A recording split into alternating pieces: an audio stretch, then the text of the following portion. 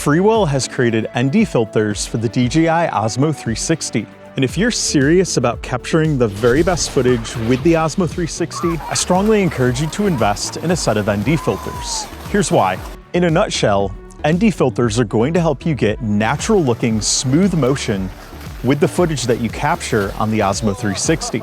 By default, without ND filters, in order for your Osmo 360 to properly expose the footage, it's going to have to use a very fast shutter speed. On a bright sunny day like today, or a day with snow where it's also very bright, your shutter speeds are typically going to be in the 1/1000 range to the 1/2000 range. That is a very fast shutter speed. By using the ND filters on here, you're going to be able to get much slower shutter speeds, and I'll explain that a little bit more in a moment when I show you how to use these ND filters and the settings that you want to use in combination with these. Step number 1, before you install your ND filters, make sure both of your lens covers are cleaned off. Just wipe them down gently, either with the cloth that came with your Osmo 360 or with the cloth right here that came with the Freewell ND filters. Step 2, you want to select a set of ND filters.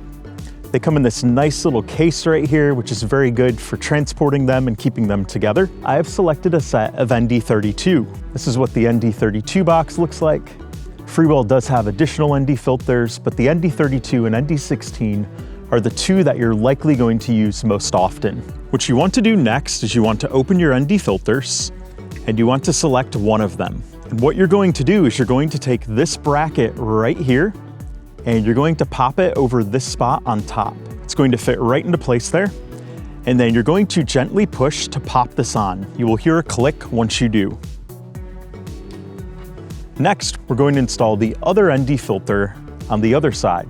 We're gonna do the same thing. We're gonna pop this into the groove on top and we're going to gently push on it to click it into place. Now, as you notice, when I pop these on, I did touch part of the lens with my finger. You can try to push around the border right here, or you can push on the center. These are very rugged. But then the next step you want to take is you want to wipe these down and ensure all fingerprints and oils and dust and anything else are off the lens. Any fingerprints on the lens will create a distortion in your image. You want to make sure these filters are entirely cleaned off. Once we've cleaned them off, we're going to power on the camera here. And I'm going to show you the key settings that you'll want to key in to get the most out of these ND filters. So we first of all want to make sure we're in panoramic video mode. We're going to tap on the bottom. I like 8K 30.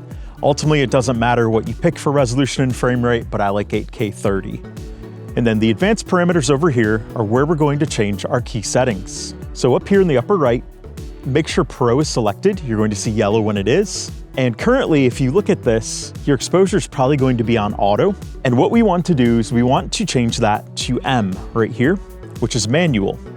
The first thing we want to do is we want to set our ISO range to 100 to 800. Now, if we're using the 180-degree shutter angle, we would set our shutter speed to 1/60. But as you'll notice, with current lighting conditions, when I do that, 1/60 puts our EV value at +2.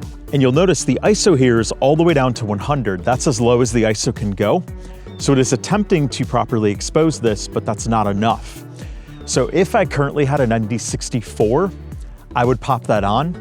And at that point, our exposure would probably be just fine like this. And by the way, the 180-degree shutter angle is where the shutter speed is twice the frame rate.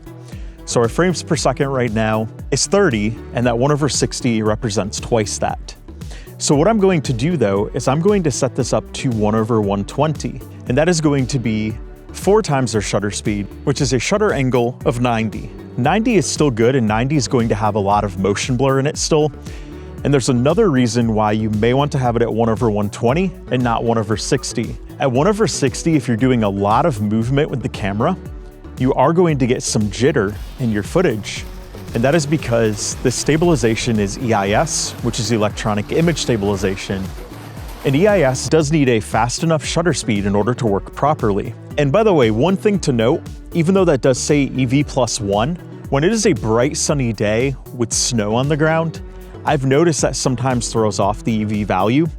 Because if you look at the trees, those look properly exposed. So I would actually try it and do a few sample clips just like this, and it's probably going to be okay.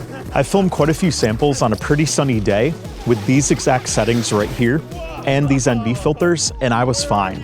But if your image is still overexposed, then I recommend doing 1/240 for a shutter angle of 45. When you do that, you are for sure going to be okay. You're not going to have to worry about any jitter, and you are going to get more motion blur in your image than you would if you didn't have the ND filters.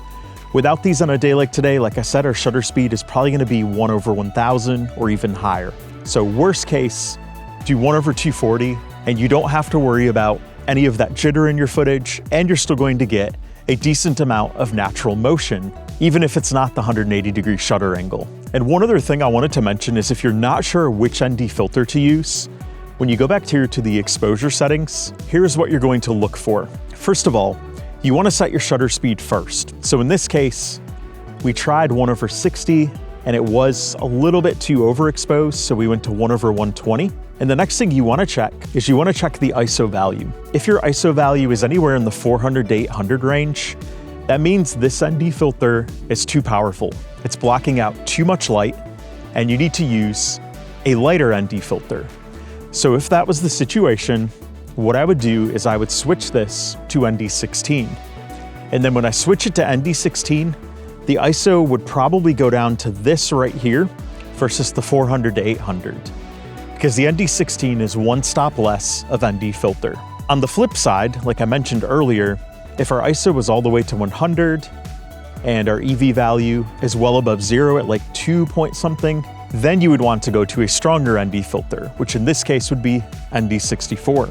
At that point, if you did that with these settings, I would expect the EV value to go down to about +1 and maybe even lower than that. And then I would expect the ISO value to be up in the 100 to 400 range.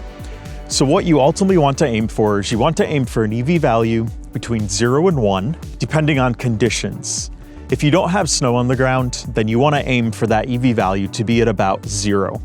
But if you do have snow on the ground, +1 is generally going to be acceptable. But then you also want to see the ISO values in the 100 to 400 range.